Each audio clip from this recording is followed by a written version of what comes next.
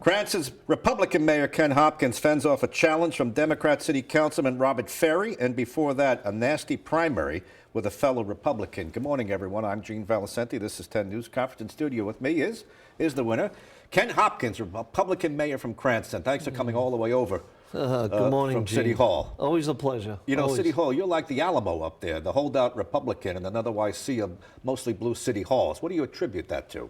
Yeah, common sense, people in Cranston. Yeah. I mean, there's a majority of registered Democrats, probably 30,000. We only have about 9,000 Republicans in the city, but there's a big independent vote that seemed to swing our way, and a lot of Democrats decided that they liked the direction the city was going in, so they voted with us as well. Councilman Poplawskis, he's going to the legislature. He's another Republican success story. But why, beside you and the councilman who's going to be a state rep, how come we can't advance the Republican Party statewide? What is it? Yeah, because they didn't have a very good outing. I haven't been real active with the state party. I've been focused more on the city. That's because like a philosopher. What is it? Why does it work for you but not nobody else? Well, the people in Cranston are very unique. We've had past governors. We've had consistent Republican mayors over the years. Yeah. I think there's only been 3 Democratic mayors in the history of the city. So people are willing to split their vote. We've had a majority of Democrats on the council, yet we did gain a seat this time. Yep. And we've got the Republican down at the State House. So things are kind of trending in that direction. I noticed even in Johnston that happened with a Republican vote. Yeah. So it seems to be happening in the state, and hopefully Cranston will continue to do that. Yeah, Johnston's a Democrat stronghold, but old line Democrats, the old Roosevelt Kennedy Democrats, they went for Trump. Sure. Again in Johnston. Speaking of Trump, are you a supporter? He's your standard bearer. He's in. He won. Yeah, I said that I was going to support the Republican nominee, and Trump won, so I'll be supporting his platform. Okay, and you know, you said you're not really that active with the state Republican Party, but I bet they'd like to get you to run for governor. Well, they've asked a couple of times, but my commitment's to the city of Cranston. That's what the people elected me to do. I don't want to go out and spend time in Burrillville and Portsmouth and stop running all over the state. I've got a job to do here in Cranston. That's what I'm focused on. You did flirt with it a little while ago when you first burst on the scene. You did flirt with it. Are you done flirting? Is it really not for you, or are you going to leave the door open? How should we leave off? Because we have other things to talk about. Yeah, my job right now is to run the city of Cranston, to keep it going in the positive direction that it's in, but continue to collaborate and work across the aisle. I mean, I'm the only Republican mayor, so sometimes it's lonely, but other times I've made great strides in working with the speaker, working with the governor, working with Congress. So that's what I have to do to get things done for the city of Cranston. You had a nasty primary with Barbara Ann Fenton-Funk. You used to be friends, and you're not friends anymore. Is there any repairing of that rift, or no, you're pretty much done? Yeah, I don't think so. I mean, the attacks on my family and the personal attacks just got me to a point where I'm not sure if that will ever be healed. Yep. It just got too personal. I tried to stay above it, and I think I did. And the people recognized that, and we had a pretty landslide victory. But it's too bad that it had to go in that direction. Yeah.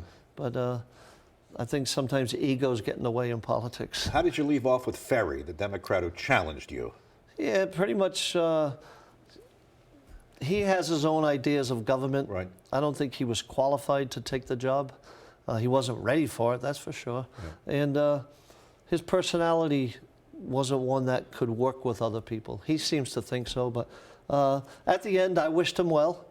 I thanked him for getting in the arena. Right. And I went back to work the next day. Well, when you said he wasn't ready, now you've been the mayor, so now you know. What would you tell somebody who's not ready for mayor? Oh, you don't understand. You have to have a thick skin. You're going to hear from people you'll never hear from before. Oh, sure. Everybody's got their hand out. What would you say? Yeah, I would say the first thing is that to understand the budget is the biggest thing. I mean, he came out with comments like that. He used to own a business and he did a payroll. Well, the payroll is not my job. I've got people that do that. Right. To understand, I'm the CEO of a $350 million corporation. That's my job. And I have to hire the right people and provide the leadership to get that done. Okay. And I don't think he had those qualifications. All right, well, election's over. It's Thank old news. goodness. Let's go to new news. And you know what? Let's begin geographically. Channel 10 is in the Howard Industrial Complex, and around the corner they're tearing down that old prison that faces Route 95, and that's been talked about as a Costco site, a hotel. They're tearing it down. So is there something I don't know about that's going in there? Well, like I've always said, government takes time. The levels of bureaucracy take time. That building is a perfect site for a big box store. The first thing that we did since Costco got involved was to change the zoning. Right now it's zoned for commercial, it's zoned for a big box. We continue to hope that a big box store of relevance like Costco would still be interested. They haven't said no yet, but my feeling is that the developer of that site would like to get it sold to somebody. And so we're going to continue to work with them and see what comes out of it. But I'll still continue to keep our hopes that a good big box store will go in there. You're going over there after this interview? Immediately after this, yeah. For what? Why? Just to check out the facility, to see what the progress is. I always like to talk to the businesses that are on that street to see how they're affected by whatever comes in. So, well, I could tell you, I happen to know some of them, and they're not so crazy about a Costco going in. Because you can imagine the traffic, the people, and the guys running a business here. Someone else is running a business here. So what do you think they're going to tell you? Well, maybe you know already. Change is always difficult, but my feeling is that the more people that go into that facility will pass by their business. I think it's going to be very helpful for their businesses. But they're not retail businesses. Yeah, there's a manufacturer, there's a floral wholesaler. Well, the floral wholesaler is the closest one. Yeah, and, so I could kind of see their point. You know, we're doing our thing here, and if you put a Costco over here, that's going to change everything. Yeah, well, we'll see. We'll see. The future is bright in that area. It's one of our commercial districts that we're going to be working on over the next 4 years. Well, what else might go in there if it's not Costco? So you're saying Costco is still on the table, or? I've never thrown it off the table, but the process of government and getting it to the point where it is now, the cost of demolition was extremely expensive. The changing of the zoning was extremely important. Something will be there within the next year. I've heard hotel. I think you told me that last time you're wrong. That's a possibility, but I'd like to see it as a commercial development, and that's going to definitely help the tax base for the city. Okay, let's go to Garden City, since we're in this neck of the woods, and you got Topgolf over there, and you've got that dedicated access road going over there, and Route 37 is under construction. I threw a lot out there. Give me your assessment as the mayor. Well, Garden City's my neighborhood, so I take special pride in it. We've continued to build Garden City. I work with the general manager, Joe Cashel, over there on a daily basis. It's booming. It's probably the premier shopping outlet in the state of Rhode Island. I think you're probably right about that. Yeah. And but as a result of that, we've been able to attract other businesses to come in, like Topgolf. Yep. The area next to Topgolf is a development that I'd like to work at. We've worked with the Capianato people, Kelly Coates in particular. We've met with some big companies, and it's just a matter of time before something comes into that area. You got that old Citizens building over there? Yeah, that's ready to be renovated. We've worked on some tax stabilization programs to lure some companies to come in there. Any fish on the hook? Anything you could let me know about, or no? We'll see. But you'll be the first one I'll call. Well, I hope so. You know, you can come right over if you like. Yeah. All right, let's keep going. Listen, you're building schools.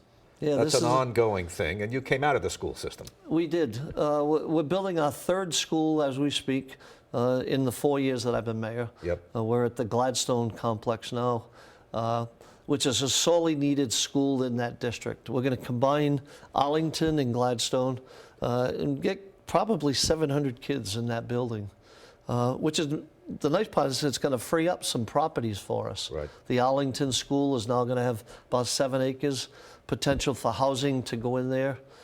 We have got the schools on Waterman on Pontiac Avenue.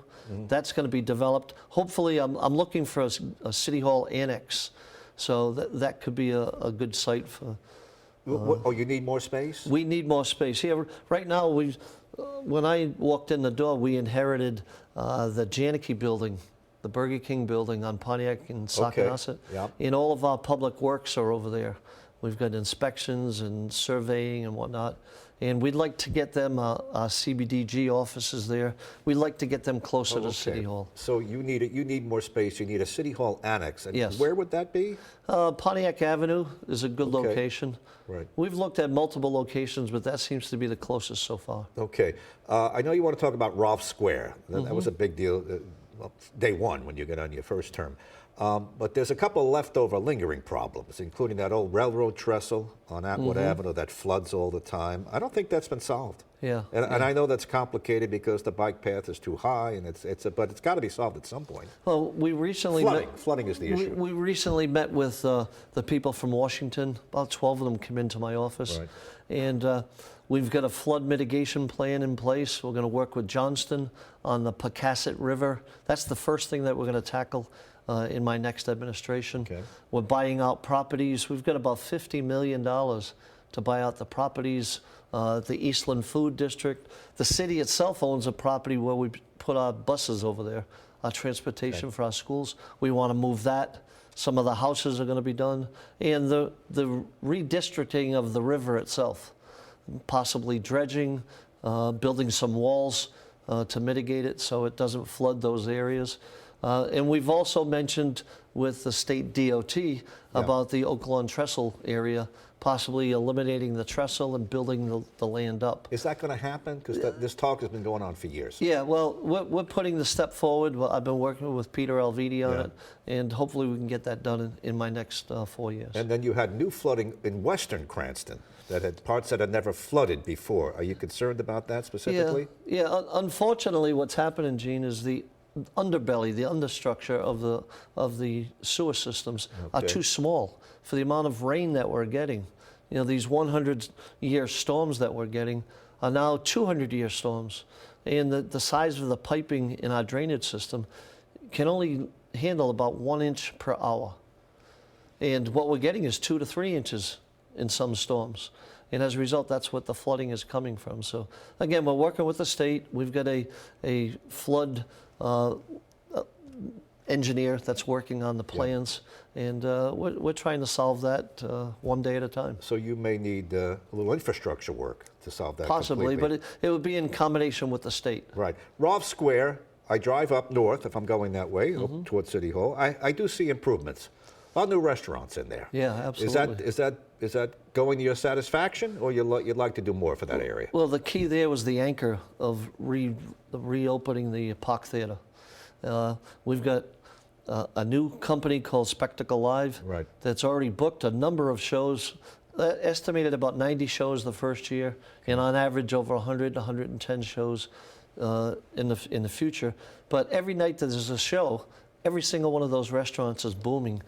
Between there, Knightsville and Patuxent Village, we've created 3 new corridors.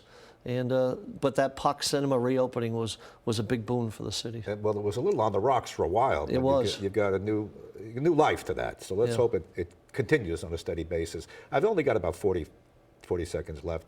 Just do a lightning round with me. The prospect of holding the line on taxes is we have to make payments for the schools that we just built. So we've got some bonds, 147 million. That's going to be part of the next budget. And your prospects for renegotiating your fire and police contracts? Always an issue in Cranston. Yeah, we're in the middle of doing that as we speak. We're doing Teamsters, laborers, fire, police, and they've been good, and we've been fair with them. You think you have the upper hand? I think we're going to compromise to come up with something fair to the tax people. All right, Mayor, thanks. You get any news, let me know. Thanks, Mayor Ken Gene. Hopkins, Always a congratulations. pleasure. Thank you.